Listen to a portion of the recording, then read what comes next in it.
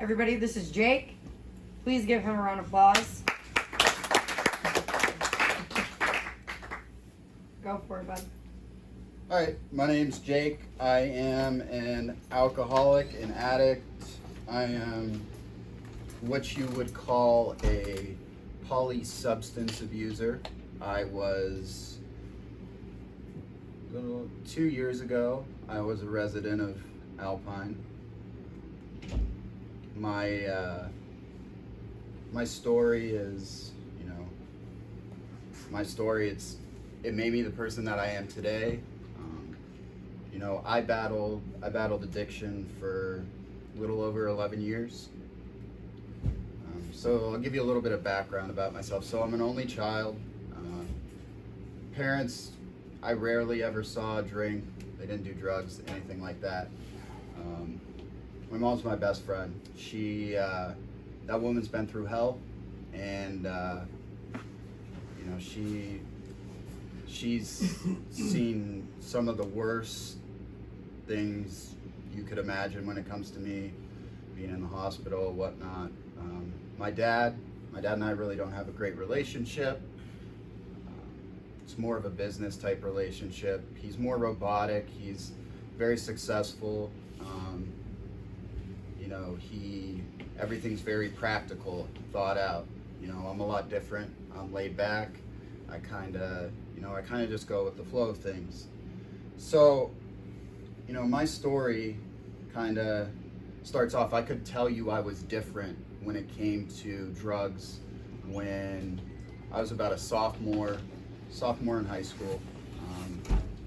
First experience with opiates was when I had my wisdom teeth taken out, and you can best believe that I refilled that prescription the 3 times that they said I could. And typically in high school, drinking, it was just like that socially acceptable thing to do. When you're at that age or whatever, you don't really, I think most of us, we don't think back then, oh, I'm gonna grow up and I'm gonna be an addict, And, if you would ask me back then, I would have been like, no, don't have a problem. But things really changed for me my freshman year of college. So I went to the University at Buffalo, and I didn't know anyone going there. So in my mind, in order for me, because I'm kind of shy, hence why I have a dog who takes the spotlight off of me, I decided that in order to meet people, in order to socialize, I'd join a fraternity. So that first semester, freshman year, I pledged a fraternity called Teak.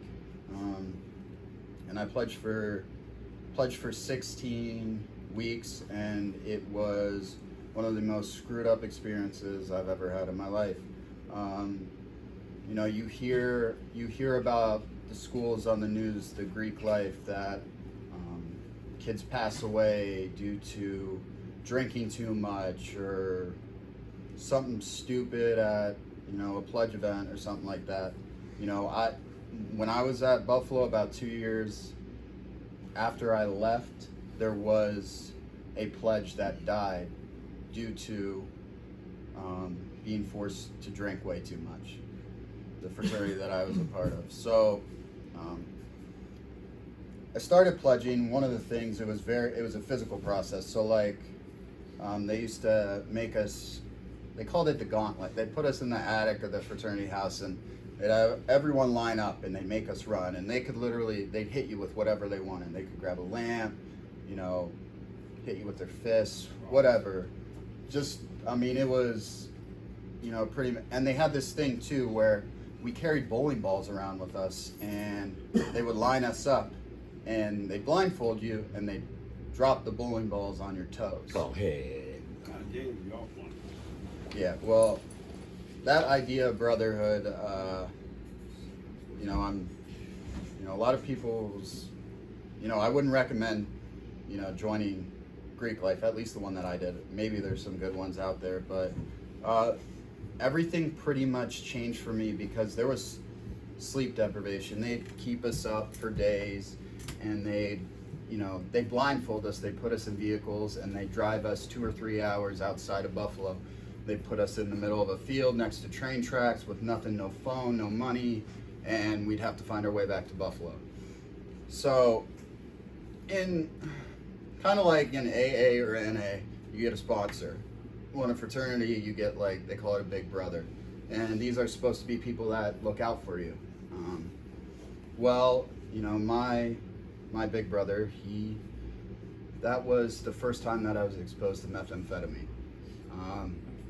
And I kind of describe it like this, and there's if any of you are interested in reading a book about crystal meth addiction or anything like that, there's a book called Beautiful Boy, and there's also a book called Clean.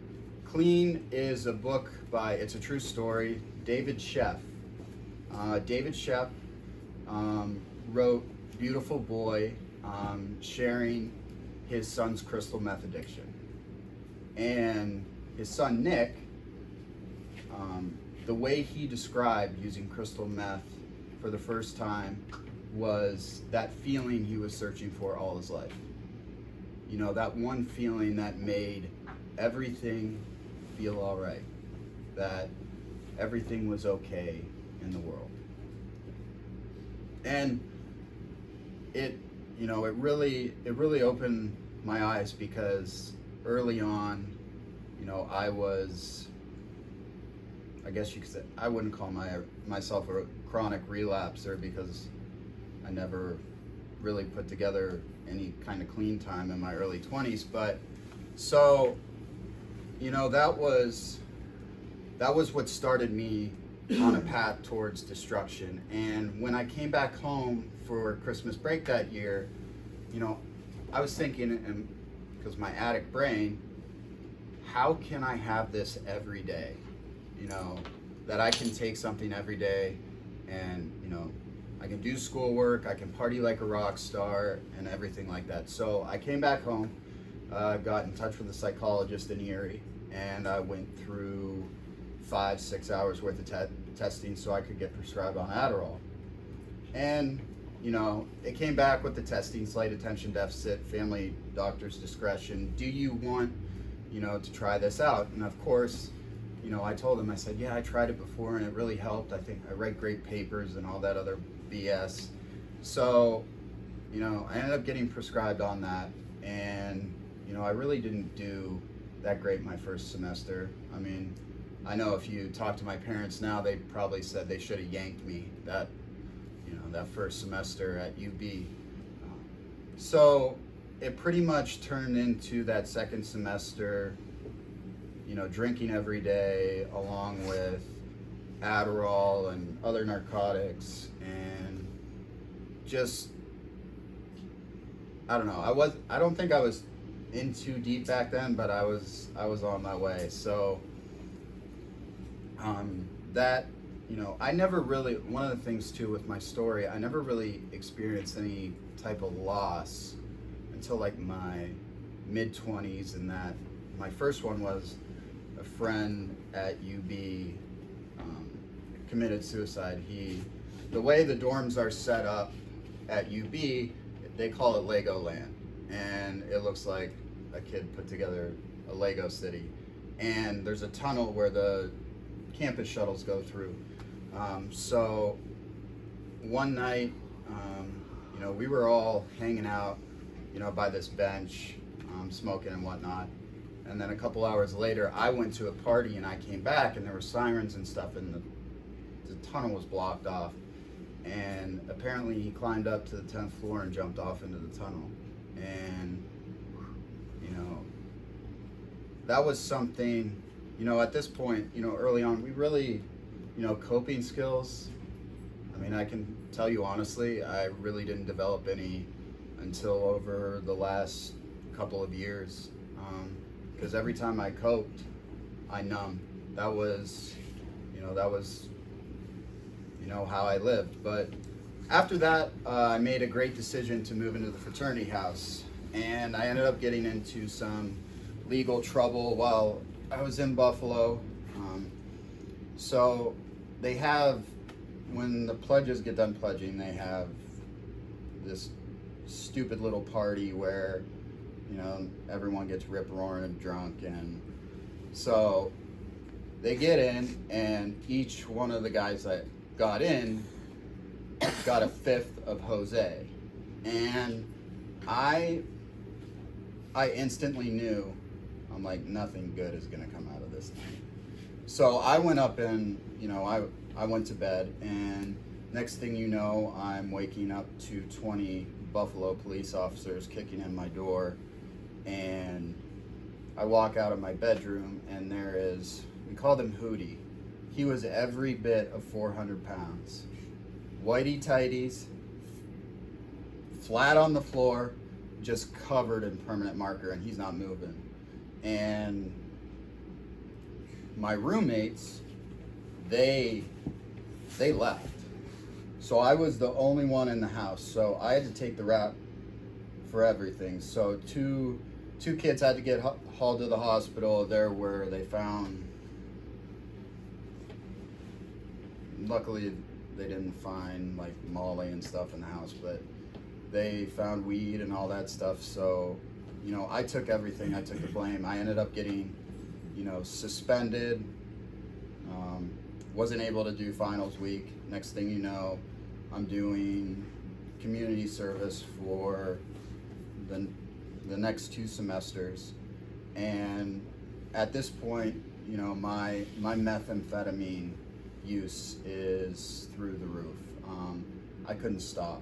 And I was to the point where I moved out of the fraternity house, got an apartment to myself, and I was paranoid. I did not leave my apartment for weeks. And, you know, I got to this point where the come down off of methamphetamines is really dark. I mean, you know, being that I suffer from depression and all that kind of stuff, you know, the come down when you don't have it, I mean, it's not so much physical. I mean, I don't know how many of you have done meth, but it's, you know, it's a pretty dark place. And, you know, at that point, I was in my junior year. I pretty much wasn't going to my classes. I ended up dropping, but I really wasn't planning on living much longer. Like, it was getting to that point where I was just too messed up. And, you know, one day, you know, by the grace of God, I called my mom and I'm like, I need to come back home. I said, you know, I'm done. I need help. So, you know, my dad was living in North Carolina at the time, and of course he drove all the way up to move me out. And that was 20 years old was the first time I did treatment. Then when I was 21, did a couple IOPs. Nothing ever stuck. I never got more than like a couple months of sobriety. You know, at that point, you know, it's hard to admit when you're at that age that you have a problem, or, you know, you would need to be in NA or AA or anything like that. It was nearly impossible for me to do that. And then during that time when I was detoxing from methamphetamine, my mom caught me trying to hang myself. And that was my first attempt on my life. And, you know, I went through Safe Harbor, all those stuff, counseling, whatnot, you know, and, you know, as addicts, you know, I swear some of the smartest people I've ever met are addicts, because the way you can manipulate and get what you want, you know, I mean, I look at normal people and I'm like, man, because I know you guys have the thoughts that go through your head. I know I did. I can walk circles around this person. And that's what we do. We become, you know, pretty good at getting what we want. And, you know, I was able to talk my way out of, and, you know, I was able to convince my parents, you know, if I stay away from the pills and liquor and all that, I'll be all right. So at that point, I really wasn't doing too much, but I linked up with a friend, an old friend from high school, and I got into using coke again and kind of spiraled. And then I met this girl, and I'm like, all right, this one's gonna be the one to pull me back. She's gonna fix me. I swear she's gonna fix me. And that wasn't the case. I got asked by, well, my ex-brother-in-law now to be in his wedding, and apparently a year and a half before the wedding, you do a bachelor party. So we went to Vegas for 5 days. And at that point, I wasn't doing pills, I wasn't doing blow or anything. I was just, I was in this workout phase where I was doing CrossFit at the time, but, I was drinking, but not that much. Vegas put me right back to where I left off. I mean,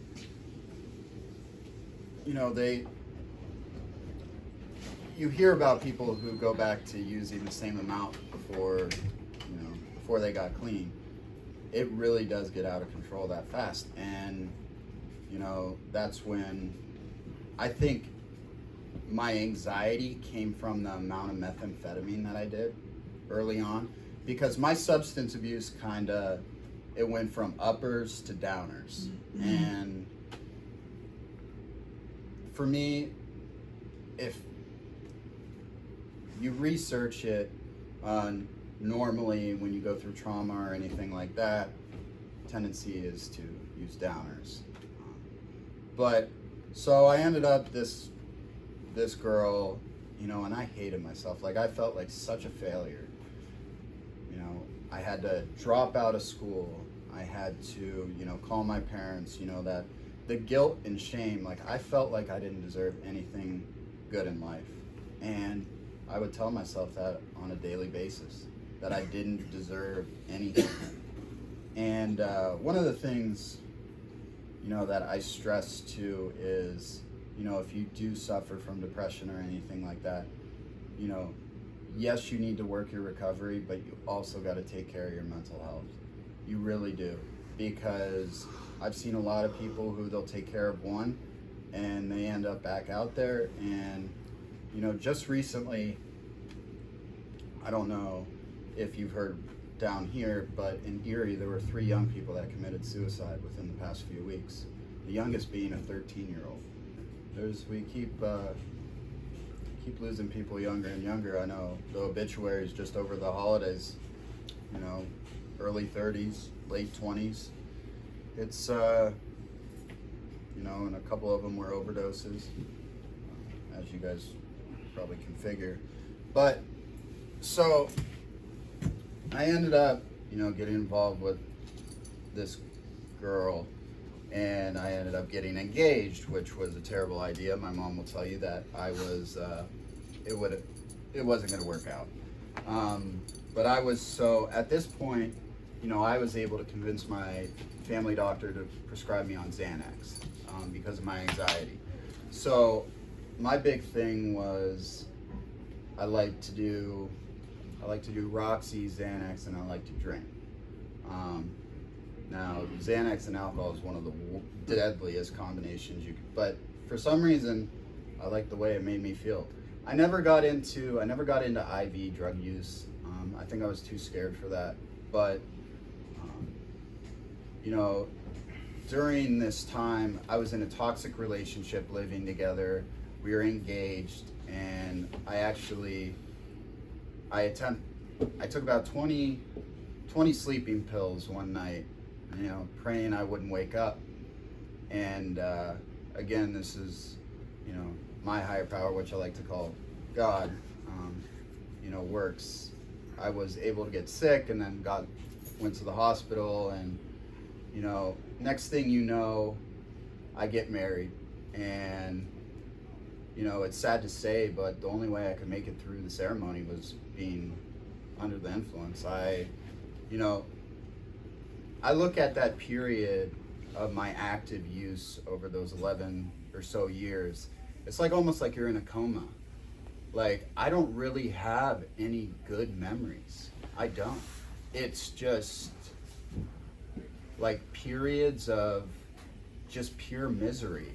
And the fact that, I had no respect for myself and I was just killing myself over and over again. It got me to the point where, it's scary to think of what I'm capable of. So there came a period when I was 27, started in November of 2016. I lost 4 family members in 5 months. The last one being the end of March, my 23-year-old cousin, Nicole, she was murdered. She was stabbed 25 times. She was a bartender and she closed up one night and she was walking out to her car and she wasn't alone. And it was obviously a robbery, but she felt like hell. And the guy that did it, he was like 52 years old and he was on like a 2-week-long cocaine binge. Actually, yesterday they just gave him his sentence. He got 65, the max sentence. So, still doesn't bring her back, but I pray that he finds God while he's in there, and because the way I look at it, I look at my cousin and the life she lived and how happy she was finally getting her life together.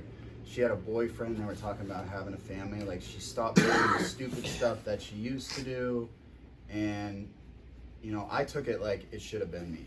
Like, I've just been destroying my body, just getting loaded every day, and so I really spiraled. And it didn't help that I was in a toxic relationship and I wasn't doing anything for my mental health. I wasn't seeing a counselor or anything. I was pretty much, I was on Prozac, but it got to a point where in 2017 where I just stopped that cold turkey and I was in a really bad place. And this comes to the point where this is where my life changed. December 4th, 2017 was a Monday evening. Went to work that day. My dad and I work at the same company, or we did. And the conversations, the words that were said to me, being that we don't get along, the relationship that I was having with my wife, I was tired of being sick, dope sick every morning. I was tired of just killing. I had enough. I just done trying. So I had a 9mm Springfield XDM for home defense. And one night, and this is kind of where I described the insanity of addiction. I wanted to make sure that, my parents, I didn't want them to find me with brains everywhere. So, I figured out the best place where they could still have an open casket. So if anyone knows anything about the femoral artery, if you completely sever it, you'll bleed out in 7 minutes. So I put one hollow point in the chamber, went out on my front porch, put it right up against my leg, didn't even think twice, pulled the trigger. And there was something really peaceful about that night, but where I live, I don't know if any of you know where Harding Elementary School is in Erie. Okay, so I lived down there, and no one came outside. I was just sitting there, and for some reason, I left my phone in the house, but I ended up being able to pull myself into the house and just dial 911. And when they got to me, I was in and out of consciousness, and if they would have gotten a couple minutes, I would have definitely bled out. But I was in I suffer from PTSD due to a lot of what happened in my early 20s, but also because of that night. I don't know if any of you suffer from night terrors or like panic attacks at night, but I have this. What usually happens to me is I'll wake up in the middle of the night and I'll wake up screaming or crying, and it's actually me switching places with my mom. My mom in the emergency room being held back by the cops, and she's screaming, because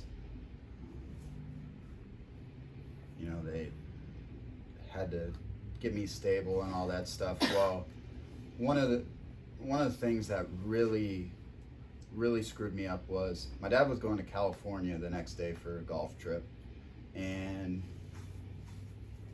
he still went. Didn't realize that, look at what your son just did, and you're going. But anyways, so I treated it like it wasn't a big deal, and one of the things that my BAC was 0.3. I had enough Xanax in me to probably kill a small horse, and I was like, all right, well, obviously this isn't a big deal, so I'm going to. Social workers weren't on the same page, so I didn't get 302. So when they discharged me, they prescribed me on Oxycontin. So on top of the Xanax, now I'm on Oxycontin and I'm drinking too. So, that definitely was my bottom, but being that, they just gave an addict a script of Oxycontin, I spiraled for a couple months, and I ended up one day just, thinking, all right, you got two options here. Either you're gonna die or you gotta get clean. So I ended up calling around to a bunch of facilities, and of course, when I'm making those calls, I'm under the influence, because I would have never done that sober. But, so I ended up here. I did 10 days in detox and ended up doing another 30 in the inpatient program. But, when I first got out of treatment, this is,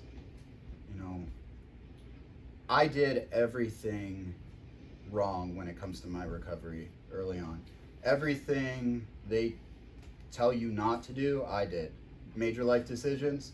When I came into treatment, I separated from my wife, was going through a divorce.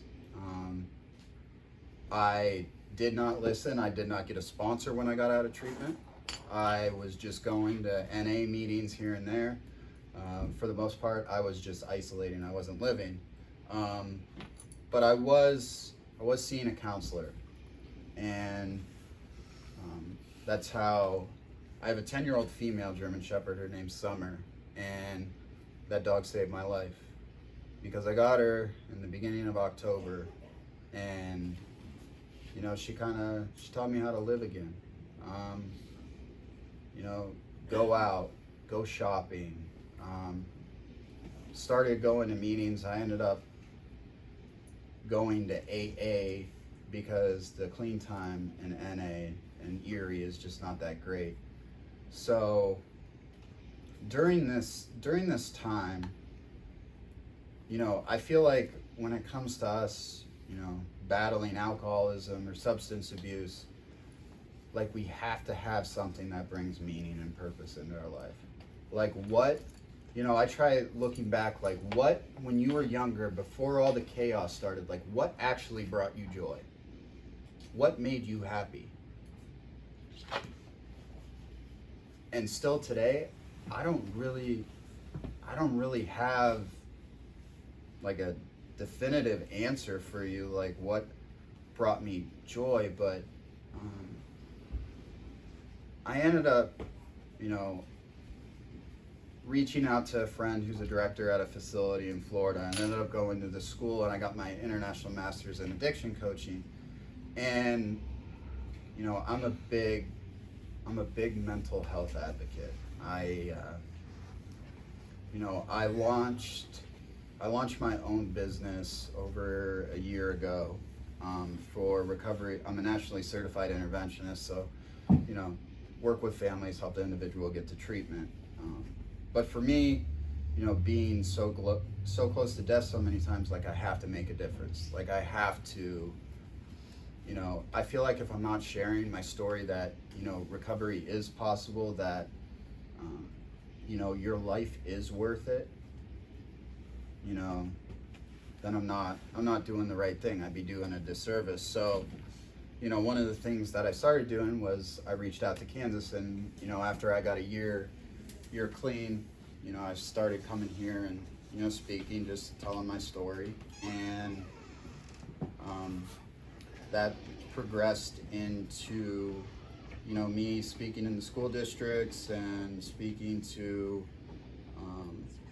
at corrections facilities and other treatment facilities, Gland Bay, Gateway.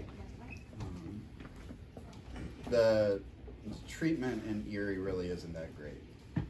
But really, and this is my recovery, what really helped me was, establishing a relationship with whatever higher power. I don't care if that tree's your higher power, or, for me, my relationship with God, like I found a church that I got involved in, that there's a lot of people in recovery that go there. But, one of the things about addiction is we're selfish for so long, much. But, I think one of the best things that we can do, especially when we're out of treatment and we're working in recovery, is, being of service to others, volunteering, doing things and not expecting anything in return. I always like to look at life like this. No matter how bad your day is, there's at least one thing that you can be grateful for. And I can't stress enough that if you got to take care of your mental health and your recovery. Things are, life is going to happen. You're going to get hit in the mouth. And really, it's how we react to things today, how we, handle grief and loss. Because how many of you, when it comes to losing someone, the way you coped was getting screwed up? I look back at, one of the things that I regret the most in my life was being at my cousin's funeral, and the whole time I was there, I was thinking about using. That was what was going through my mind. 23-year-old taken way too soon. I'm at her funeral thinking about using. What a piece of crap I was. And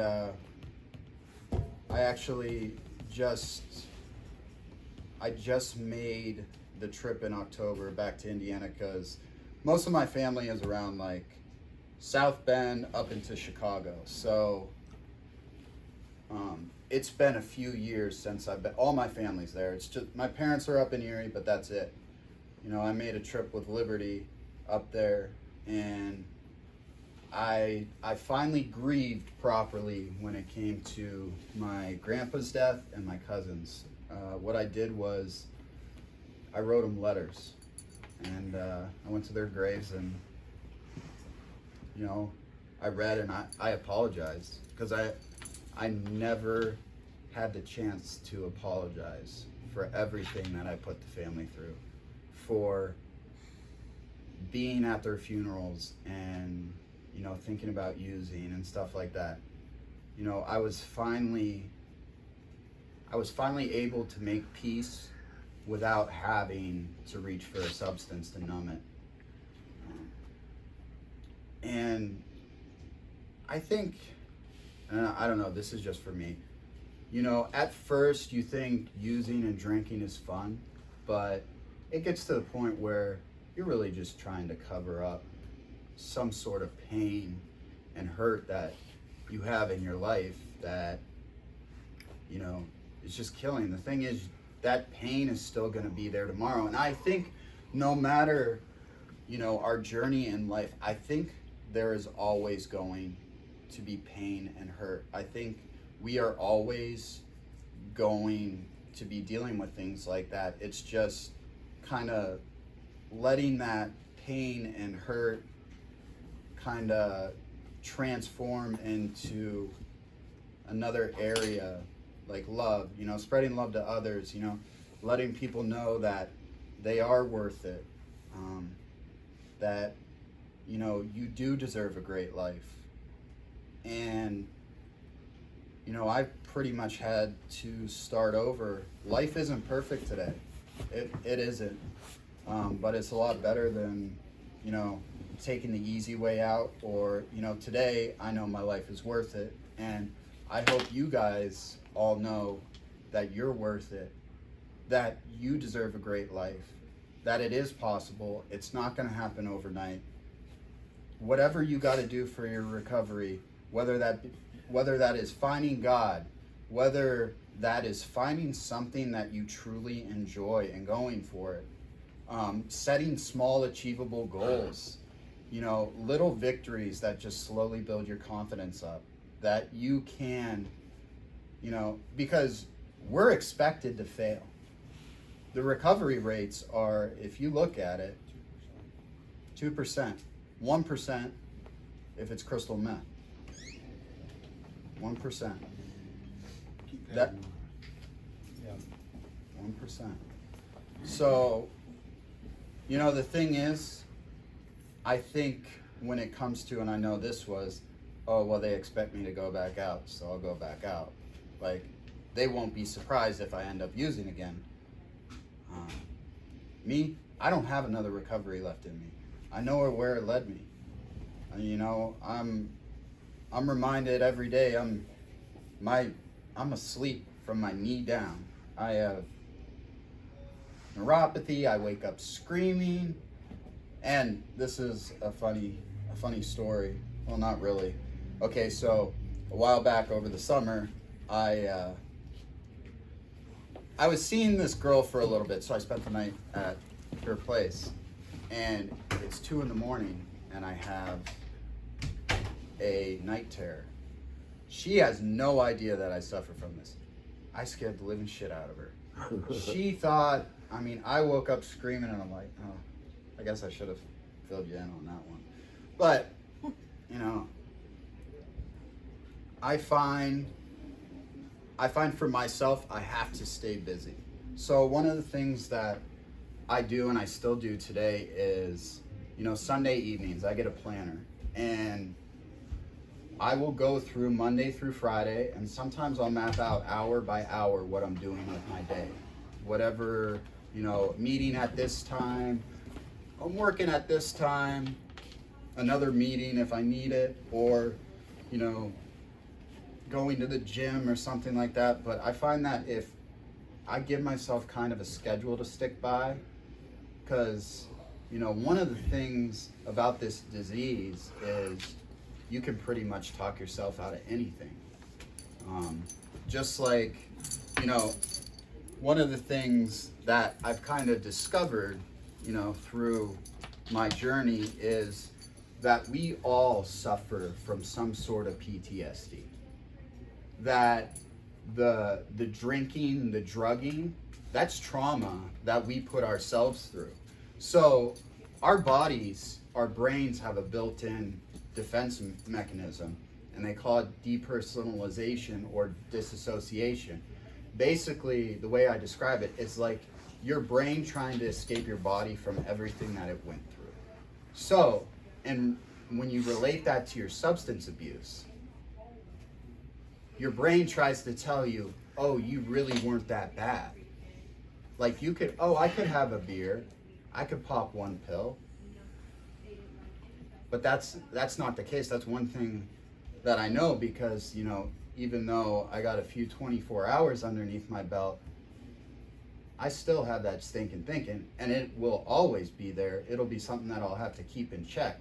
But today I can realize it and know, you know, I would have never figured that out if I wasn't going through EMDR therapy for PTSD and stuff like that. But I figured that it's very relatable to our addiction. So just be aware of that too, that, you know, your brain will try to tell you that you really weren't that bad.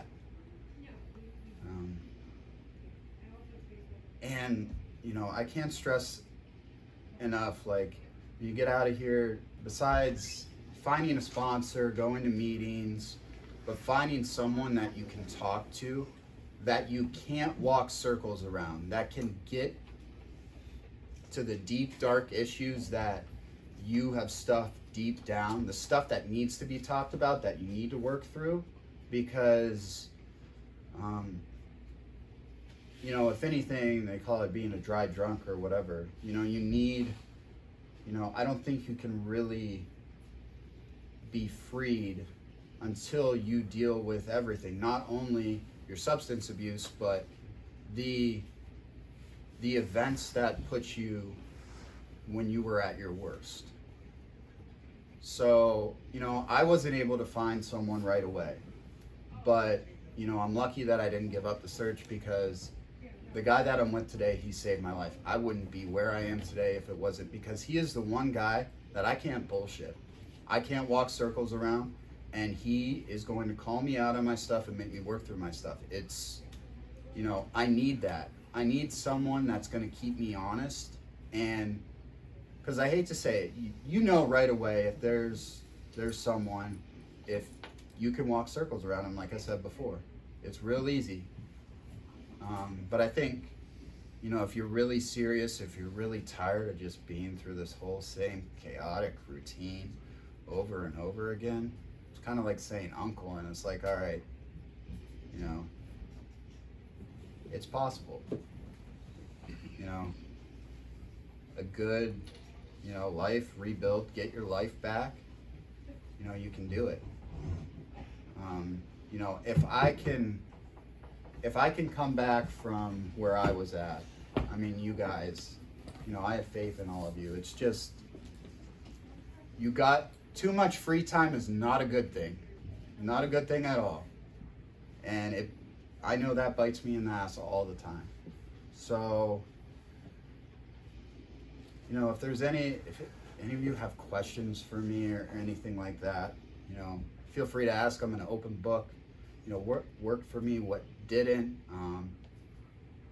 You know, dealing with depression, stuff like that. I've kind of, you know, I work with a lot of different people. Some people who don't have substance abuse issues, that it's just, you know, mentally trauma. Anything. You guys can ask me anything.